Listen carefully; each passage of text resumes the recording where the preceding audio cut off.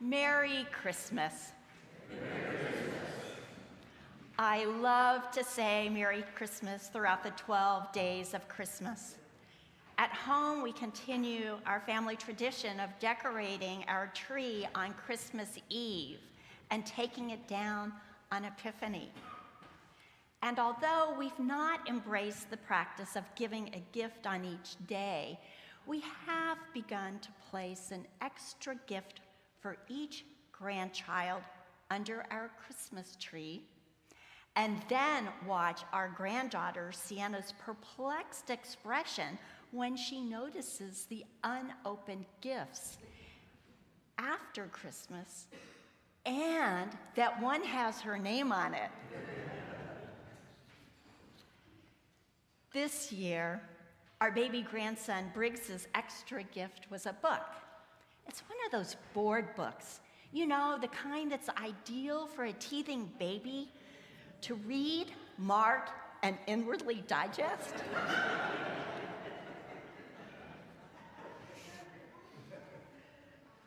If you've walked through the undercroft here beneath the church nave, you'll have noticed that there's always a selection of preschool books on display. And just before Advent, You Are Light was the title of one that caught my eye. The cover got my attention as well. It looks like a painter's palette with translucent pastel colors arranged in a circle. And if you hold the book up to the light shines through the different colors. Given the title, You Are Light, the attractive cover, and being a firm believer that no one, not even a baby, can have too many books, I bought it. Briggs loves it. Captivated by the colorful images, he actually sits still and listens to me read it. And so far, it's not one of the books he's decided is ideal for teething. The story begins with the light that brings the dawn. Then each page with a new color tells of ways that light nourishes the earth, creates the wonders of the world, and even lights the moon. Linking light to life, the story culminates with the words, "The light is you, and you are light." You are light. We are light. And don't we desperately need light these days? Not just because we barely passed the winter solstice and still have only 8.5 hours of daylight each day. As this little book teaches, we need light for life, for water to be sipped from the sea and to fall as rain, for plants to grow and to serve as shelter and as food, for animals, creatures, and for humans to thrive, and even so that the moon can kiss the night. More significantly, as Christians moving through Advent to Christmas, we become deeply tuned to light's spiritual qualities. We reflect on the glory of the Lord shining around the shepherds, the light of the star that leads the Magi to Bethlehem, and above all, the light that came into the world on that first Christmas over 2 millennia ago. Now here we are on the cusp of a new year. So these past weeks I've been pondering what Christ's light means for us today. Often it feels as though our world is sitting in darkness, deep darkness. At times it feels as though the darkness has overcome the light. As I read the news reports, they seem to suggest hopelessness. Our country is being torn apart by political divisions with threats of violence, and with our democracy in peril. Wars rage around the globe, in Ukraine, in Israel, Palestine, in Sudan. The poor become poorer. The marginalized are increasingly marginalized. And climate change threatens the survival of our planet.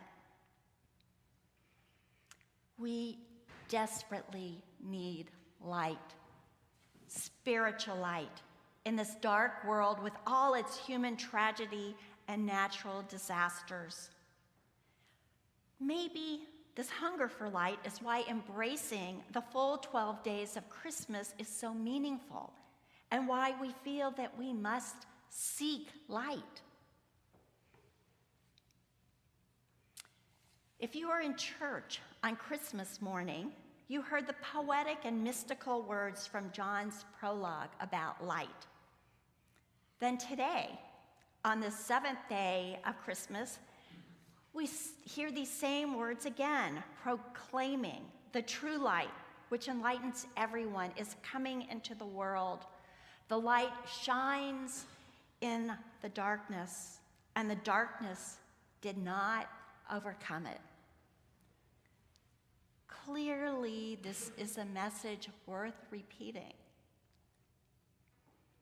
The light we hear about in the gospel originates in the beginning with a capital B. The beginning when God spoke all creation into being through the Word. That's Word with a capital W.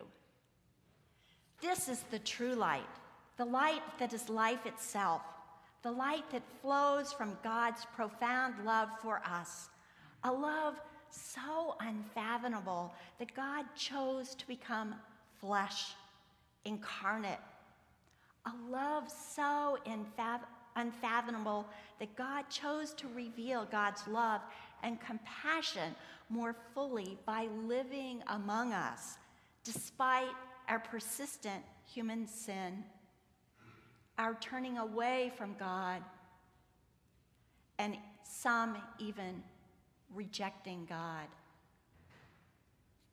Acting out of pure love, God chose to live with us. Despite the hostility of a world that neither knew nor accepted him, a world that ultimately crucified him, God's response was resurrection. In a world where so many are turning their backs on God, God's response is love. Always love. Because God's love never fails. Because as John emphasizes, the light and life that is Christ changes, transforms everything. Although the light in you are light is a source of life, it's not the true light. Christ's light is the true light and the source of true and abundant life, new life, everlasting life. And part of that new life is our new relationship with God through Jesus. Jesus came into the world so that those who believe in him might be born of God and become children of God. Through God's Son, God calls us into a new relationship. We don't need to do anything to earn God's love. Instead, God's love is grace, pure gift. And we're God's children who inherit God's full promise, God's promise of salvation and eternal life. We're born into a relationship with God because we are not here by accident. Just as in the beginning God spoke all creation into being, God has spoken each of us into existence. God authors us into being, and we have a particular purpose within God's eternal story a story that transcends all time, all space, and all place, as Dwight reminded us several weeks ago.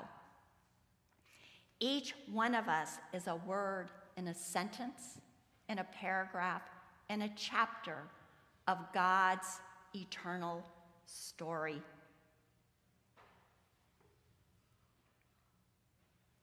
As I reflect on God's love and our part in God's eternal story, I can't help but be awestruck.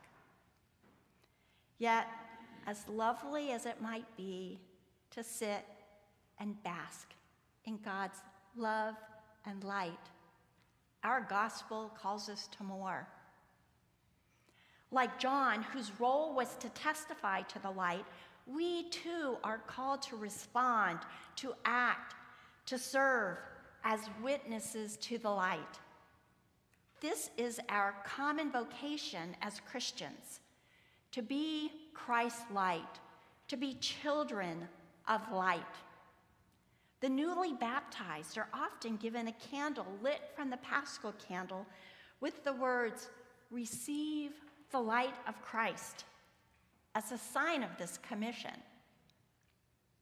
When we bear Christ's light into our dark and broken world, we offer hope through our words and through our actions. We do this together in community. Like Jesus, we minister in community into which God draws us together, spiritually and physically. That's why I love being here with you at Epiphany, whether for Sunday worship or for other occasions.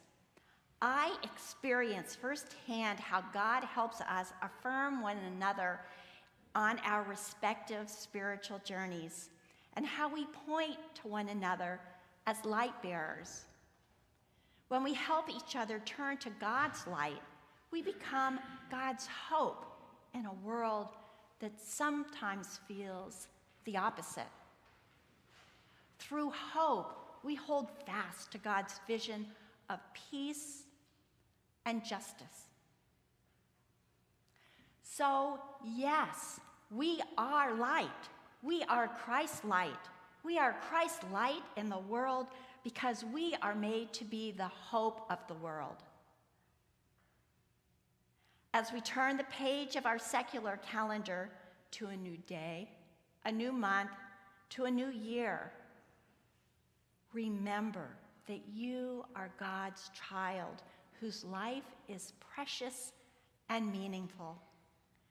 I invite you to look at one another, those you love, those you know, and those you encounter in your daily life with the same love that God looks upon you. And let Christ's light shine through you as an instrument of hope, of love, of joy, of peace.